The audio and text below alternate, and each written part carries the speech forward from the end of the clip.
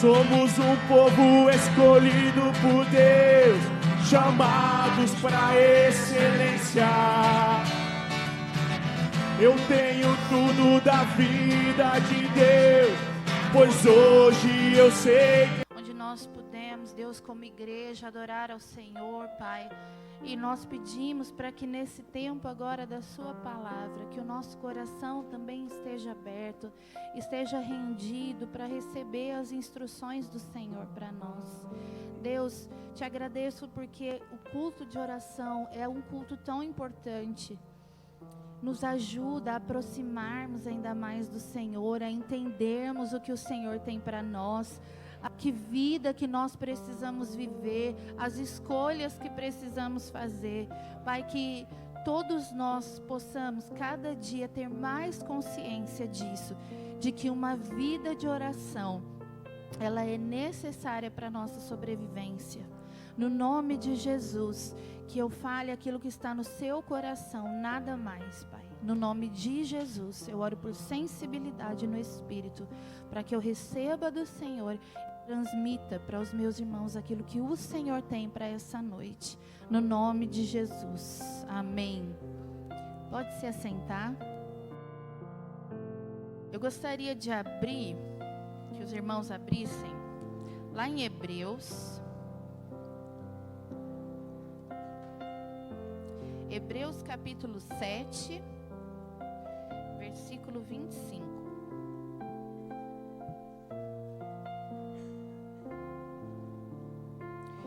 Eu gosto dos cultos de oração porque vem no culto de oração quem realmente é fervoroso, assim, né?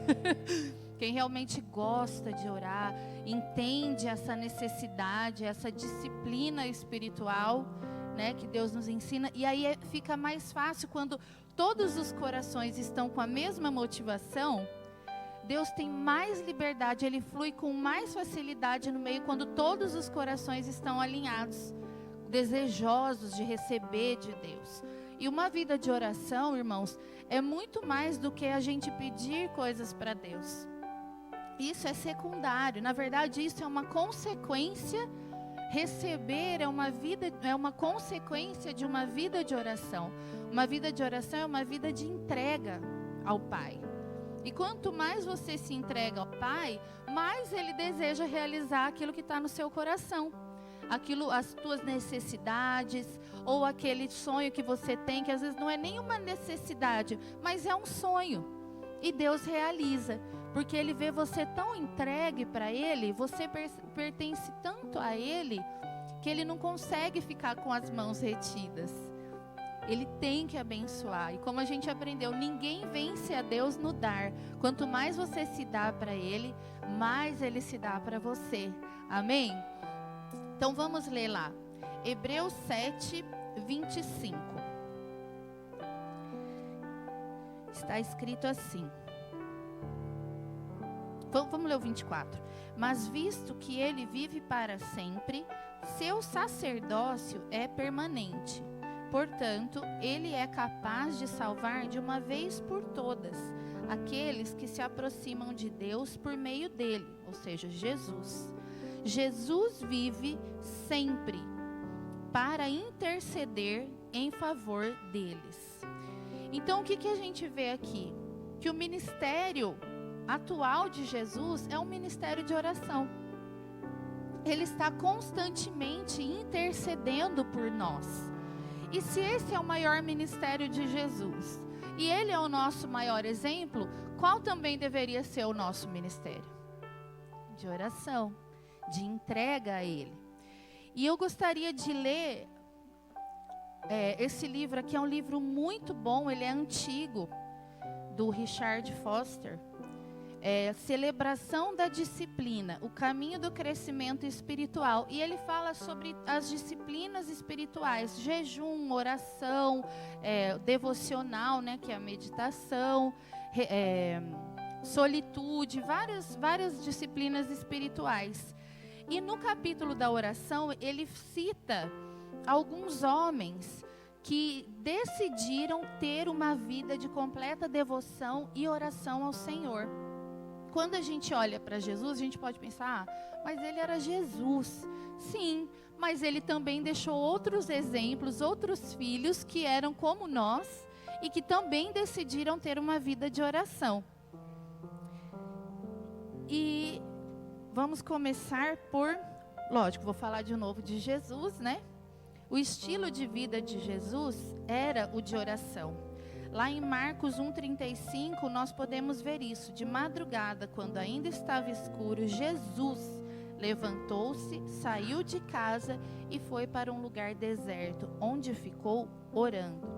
E todos aqueles, os discípulos que caminharam com Deus, eles consideravam a oração como algo essencial para a vida deles. Como que eu posso dizer, uma atividade que eles necessitavam fazer todos os dias, como um exercício físico. E aí nós vemos também algo que Martinho Lutero falou: tenho tanto que fazer que não consigo prosseguir sem gastar 3 horas diárias em oração. Imagina, né? Martinho Lutero. E ele sustentava um lema, que era: aquele que ora bem, estuda bem. John Wesley afirmou: Deus não faz nada que não seja em resposta à oração. Um dos traços mais marcantes na vida de David Brainerd era a oração. Foi um dos avivalistas também. A gente pode perceber que a oração era a vida deles. Era o principal. Jonathan Edwards também.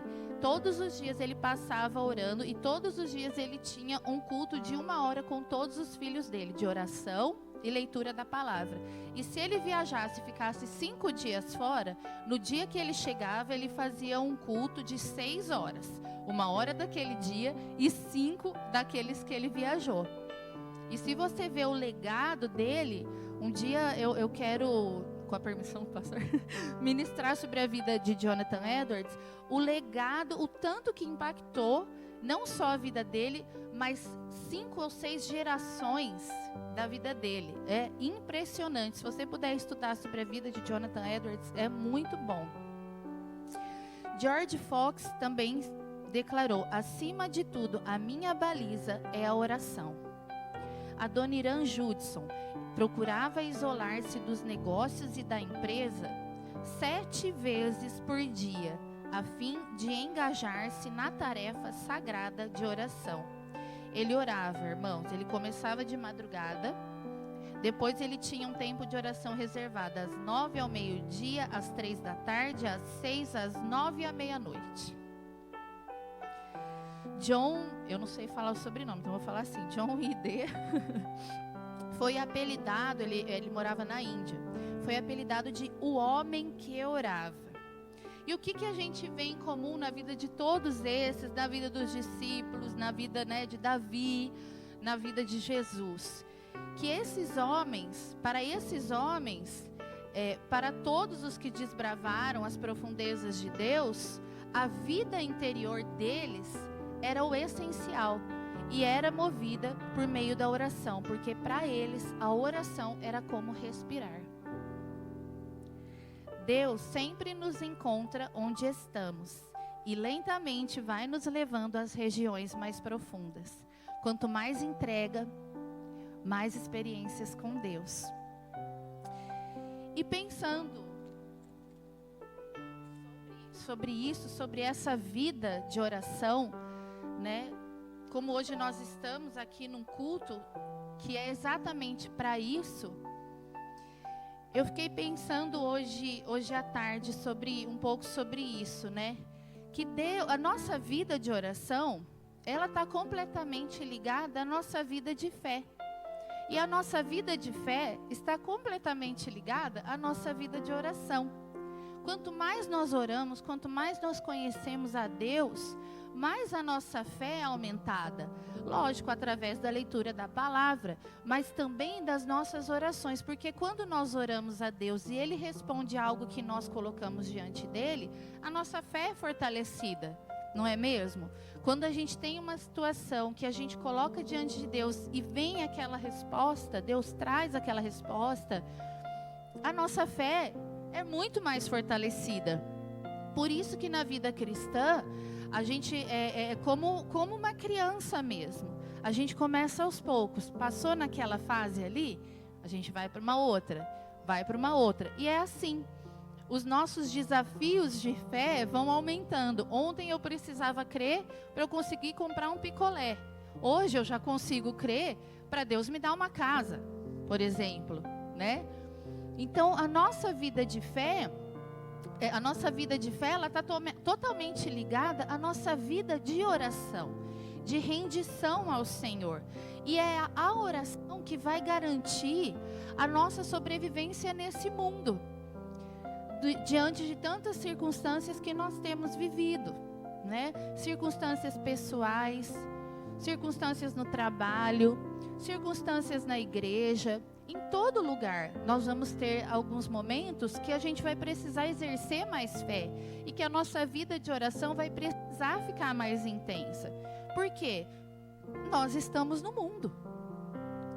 Então, no mundo, nós, como Jesus já disse, a gente vai ter aflições, mas a gente precisa ter bom ânimo, porque Ele venceu, a gente também vai vencer. Mas o que a gente vê na vida de Jesus? Ele vencia através da oração e da declaração da palavra. Quando ele foi para o Getsemane, antes dele ir para a cruz, o que ele foi fazer? O que ele foi fazer? Orar. Ele sabia que ia vir sobre ele algo pesado. E ele não foi murmurar. Ele foi o quê? Orar. Murmuração é o oposto da oração. Tem um livro pequenininho que chama Murmuradores. Muito interessante. E ele fala sobre isso. Ele fala que quando a gente murmura, a gente começa a rastejar na vida. Porque a gente impede da manifestação da graça de Deus sobre nós. Agora você imagina, você tem tudo para ser alguém feliz, para ser alguém que vai desfrutar da graça diariamente, mas você murmura. E aí toda aquela graça, tudo que Deus tem para derramar na sua vida no dia de hoje, você vai lá e impede com uma murmuração. Murmuração é sempre o oposto da oração. Então, se você ficou chateado com alguma coisa, se você está pedindo uma resposta e ainda não aconteceu do jeito que você quer, não murmure, ore. Eu sei que é difícil, eu também passo por muitas situações assim. Mas a oração resolve tudo. A oração do justo, o que fala na Bíblia? Pode muito, não pode um pouquinho. Ela pode muito em seus efeitos. Nós somos justos, fomos feitos justos pelo sangue de Jesus. Então tudo vai cooperar a nosso favor. Mas por outro lado, tem algo que a gente também precisa aprender. Nem sempre Deus vai fazer da maneira como a gente está esperando. Eu estou lendo um outro livro do Luciano Subirá que chama O Agir Invisível de Deus. Eu gosto muito de ler livros. Quem quiser me dar presentes, eu amo livros. Dia 9 de dezembro é meu aniversário e eu vou estar aqui. Eu amo livro. Livro e perfume são as duas coisas que eu mais amo. Mas esse livro, o próprio título já mexe, né? O agir invisível de Deus. Deus, por mais que a gente não esteja vendo, Ele está agindo. Deus não fica parado, irmãos. Nunca. Ele não dorme. Então, se Ele não dorme é porque Ele trabalha em nosso favor, não é? E nesse livro ele fala, a gente pode crer que Deus está trabalhando, a gente pode confiar que Deus está trabalhando, mas nem sempre a gente vai ver como Deus está trabalhando. E a maioria das vezes, Ele vai agir de uma maneira que a gente não está esperando. O agir dele nas nossas vidas, né, ou naquilo que a gente coloca diante dele, na maioria das vezes, irmãos, a gente não vai entender. Porque a gente é limitado, né? Nós vemos o hoje, nós vemos o aqui, mas Deus já esteve no nosso futuro. Ele vê presente, passado e futuro, Ele é atemporal, Ele vê toda a história de uma vez. Então, por isso que Ele fala para a gente não ficar ansioso. Porque Ele já viu, Ele já sabe que vai dar certo. Então a gente não precisa se preocupar. E eu tenho aprendido muito sobre isso, sobre esse agir invisível de Deus. Quando eu fui orar a Deus buscando qual era o próximo passo, né? Porque quando eu voltei, assim que o Gui me faleceu, eu falei para os meus pais, não se acostumem comigo aqui. Eu não sou daqui e eu vou embora, né? Então, toda vez eu falava, meu pai, mas você não vai ficar? Não, não vou, eu vou embora. Bauru é uma passagem, sempre vai ser uma passagem. Eu vou ficar um tempo e vou embora. E eu fui orar, buscando a Deus. Deus, eu já estou sentindo aquilo quando a águia quer que o passarinho, né, voe, que ela começa a espetar para tirar da zona de conforto. E eu comecei a sentir isso. E eu falei, meu Deus, já está chegando a hora de eu partir. Mas para onde? E aí eu fui colocando diante de Deus. Falei, Pai, eu quero ouvir, discernir a sua voz, para onde o Senhor quer me mandar e quando o Senhor quer me mandar. E Deus falou comigo em abril. Mas eu estou indo só agora, em outubro. Até um dia eu conversei com a Andreinha, né? Eu falei assim, eu não sei, eu achei que eu já ia logo e não está acontecendo. E agora eu estou agoniada e eu não sei se eu vou, se eu fico. Mas Deus tem o tempo certo. E uma vida de oração nos ajuda a discernir também o tempo de todas as coisas. Na própria Bíblia fala em Eclesiastes que o sábio, ele discerne o tempo, as estações. Mas como que ele discerne? Porque nem tudo a gente vai encontrar uma resposta muito certeira na Bíblia. Deus não tem escrito para cada, tipo assim, né, para cada coisa que a gente vive, ele não tem assim exatamente. Mas ele responde através da oração. E aí eu fui orar e aí Deus falou comigo sobre voltar para Florianópolis. E eu falei, Deus, não seria mais fácil o Senhor me mandar de volta para Belo Horizonte? Vamos conversar. Falei, vamos conversar, Deus. Lá em Belo Horizonte, eu tenho, né, os meus líderes lá, que é o tio Paulinho e a tia Ivete da Jocum, que me conhecem desde os 13 anos, me acompanham a vida inteira. Tenho coral, El Chamar, né? Poxa, eu já tenho tudo estabilizado lá em Belo Horizonte, vai ser um recomeço maravilhoso para mim. Não. Ele não me levou para Belo Horizonte, ele falou, não, você vai voltar para Florianópolis, no seu apartamento, você vai morar lá, o lugar da sua dor vai ser o lugar da sua cura, a finalização do seu luto vai ser lá, e lá vai ser o seu Peniel. Peniel, quando a gente lê a história de Jacó, foi onde ele viu Deus face a face. Foi um encontro que transformou a vida de Jacó para sempre. Então eu comecei a gerar essa expectativa através da oração também, para ir para lá. Porque ao mesmo tempo que eu sei que Deus tem coisas maiores para realizar na minha vida e através da minha vida, eu sei também que eu vou ter outras situações de dificuldade, porque a gente está no mundo. Nós não somos daqui, mas nós estamos aqui em algumas situações. O diabo vai querer interferir na nossa vida, vai querer roubar a nossa fé, vai querer nos entristecer, mas se a nossa convicção no Deus que a gente serve for maior, nada disso vai nos paralisar. O medo é algo natural do ser humano, mas ele não pode paralisar a gente. Ele não pode impedir que os planos de Deus se cumpram na nossa vida. E muita gente falou, nossa, mas você vai voltar para lá? Aí eu ria e falava, vou. Ele mandou, né? Manda quem pode, obedece quem tem juízo. E eu falei, eu vou. E então eu comecei a orar sobre isso. E eu coloquei para Deus uma coisa que eu gostaria muito. E isso é um testemunho para também fortalecer, porque os nossos testemunhos fortalecem, né, a nossa fé, a fé dos nossos irmãos. E eu falei para Deus assim, Deus, eu gostaria muito de conseguir fazer o meu quarto planejado. Porque antes da gente casar, a gente foi olhar, mas ficava muito caro para fazer.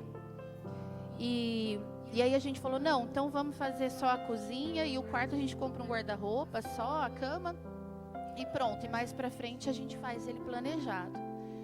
E aí eu comecei a orar a Deus, porque o Guilherme faleceu no nosso quarto.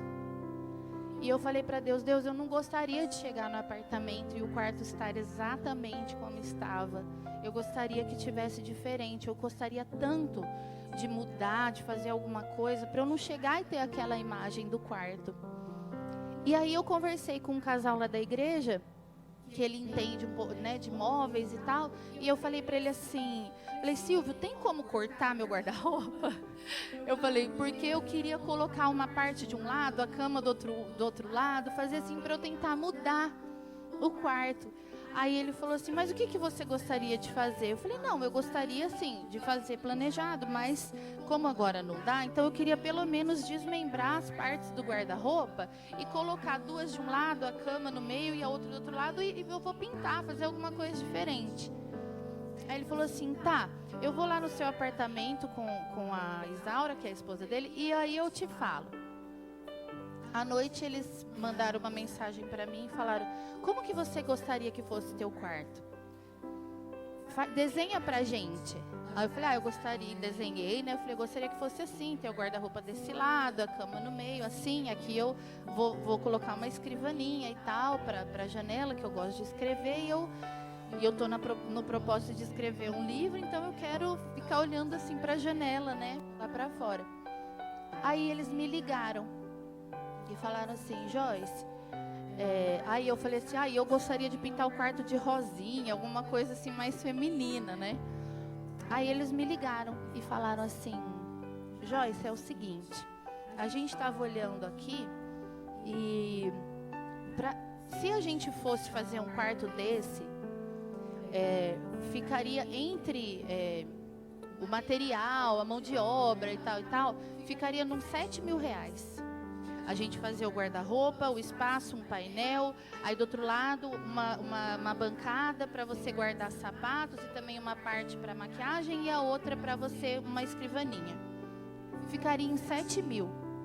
Mas a gente estava conversando aqui e a gente vai fazer para você esse quarto por 1.800.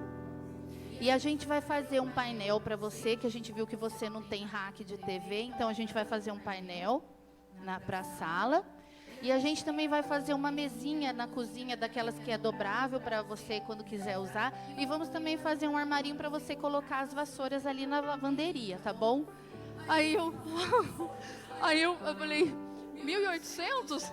Não tinha R$1, gente. Aí eu falei, tá bom. Gente, eu não tinha um centavo. Aí eu falei, tá bom. Depois eu desliguei o telefone e falei, meu Deus, como é que eu vou pagar? E eles falaram assim, você dá de início o que você tiver. Se você tiver R$10, se você tiver R$50, o que você tiver, você dá. E o restante, a gente vê como que você vai pagando. Se você quiser passar no cartão, se você quiser ir dando por mês. Eu falei, tá bom. Aí no outro dia, minha amiga me manda uma mensagem.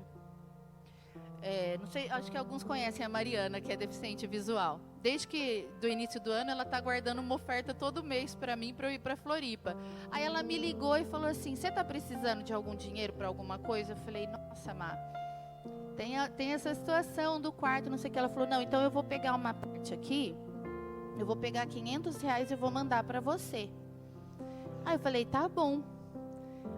Aí minha sogra foi e falou, vou depositar um dinheirinho para você. Depositou R$300. Eu falei, nossa, já tenho 800. Aí na mesma hora, antes de gastar, eu já depositei para eles. E falei, olha, gente, eu não tinha nem R$10 para depositar para eles. Mas Deus me deu 800, de 1.800. E aí eu depositei para eles na maior felicidade, né? E agora eu estou crendo para os outros 1.000. E vai chegar do mesmo jeito que chegou os 800. E meu pai fica mais preocupado, lógico, como pai, né? É natural isso, porque eu não estou recebendo pensão do meu marido, não estou recebendo nada. Então, assim, tudo que eu tenho vivido desde que ele faleceu é milagre de Deus. Porque eu chego para Deus e eu falo assim, Deus, é o seguinte, esse mês eu tenho... eu tô fazendo uma segunda faculdade, que eu já tinha começado antes, e eu falei, Deus, eu tenho esse daqui da faculdade, eu tenho R$50 de celular, eu tenho esse daqui do IPTU, do apartamento, eu tenho isso e isso daqui. Deus, deu R$600, eu tenho 290. Eu falo para ele sabe, mas eu falo. E como é que eu conquistei isso? Numa vida de oração, numa vida de fé. E isso é para todos nós, para todos os filhos. Se eu fosse contar as experiências que eu já tive, são muitas experiências. Quando eu recebi, que eu fui para Jocum, eu fui para um prático que era para a China. Eu tinha que levantar em um mês R$6.000. Gente, eu não tinha nada. Nada. E Deus falou comigo.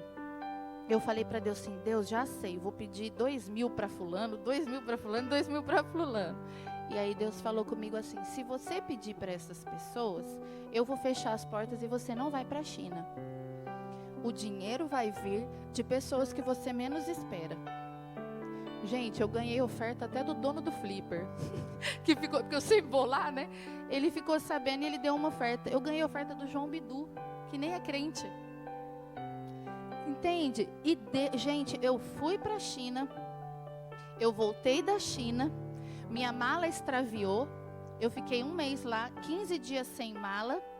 Aí eles me deram era $500 americanos. E eles falaram assim, olha, você tem aqui $500 americanos, só que tem um problema. Eu falei, meu Deus, nunca recebi tanto dinheiro na minha vida, ainda tem problema. Aí eles falaram assim, você só pode gastar no que tinha na tua mala. Roupa, perfume, sapato. Nossa! Aí, só que $1 americano, eles me deram $500 americanos, valia 8 do dinheiro chinês. Aí vocês imaginam, eu fui tudo nas lojas chiques que eu nunca fui na vida, comprei o que eu queria, e aí eles acharam minha mala. Então eu fui com uma mala, voltei com 3, deu um tufão, a gente perdeu um voo, aí eles deram mais $200 americanos pra gente comer lá. Aí o que eu fiz? Eu vou guardar para eu poder usar em algum momento missionário, porque eu sei que esse dinheiro é para algo missionário. Eu guardei $200 por um ano. No ano seguinte, 2 amigos meus foram para um evangelismo na Copa lá na África do Sul. E eu pude dar esse dinheiro para um $100 e para o outro $100. Se eu não tivesse uma vida de oração, eu ia pegar esse dinheiro para mim e eu ia ficar gastandinho para mim. Porque afinal, eu ganhei. Não tem nada de errado nisso. Mas eu decidi semear ainda mais. E eu tenho colhido os frutos disso. E aonde a gente aprende a se doar? Na palavra e na oração. A gente sempre vai ver isso na Bíblia. Uma vida de oração e uma vida de devoção à palavra. Eu tenho mais quanto tempo, pastor? Só para saber, 5 minutos? Daí eu já termino. E é uma coisa interessante também que fala nesse livro e que a gente vê na palavra de Deus, é que a nossa renovação diária, ela depende de uma vida de oração, de uma vida de relacionamento com o Senhor. Todos os dias, quando a gente lê o pão nosso de cada dia, o que significa? Cada dia Deus vai dar esse pão, mas cada dia eu tenho que ir buscar dele esse pão. Essa é a nossa vida de oração, é diária.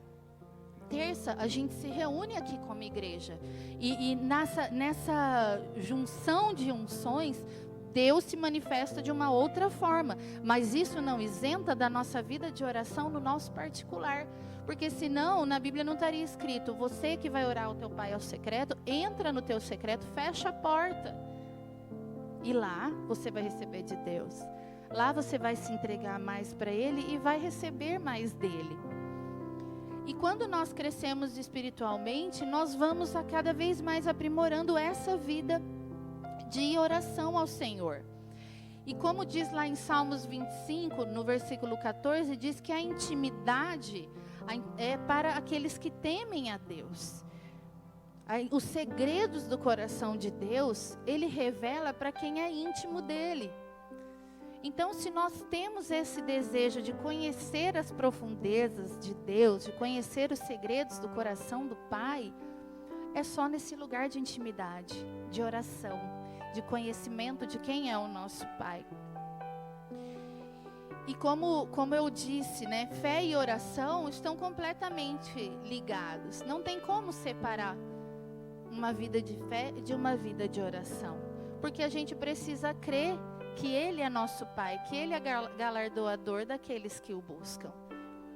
Nós nos achegamos a Ele em certeza de fé. E às vezes, como eu falei, quando a gente coloca diante de Deus alguma situação, e Ele responde de uma maneira que a gente não estava esperando, algo que eu quero falar para vocês: continuem confiando. Ele nunca vai nos desapontar. Nunca.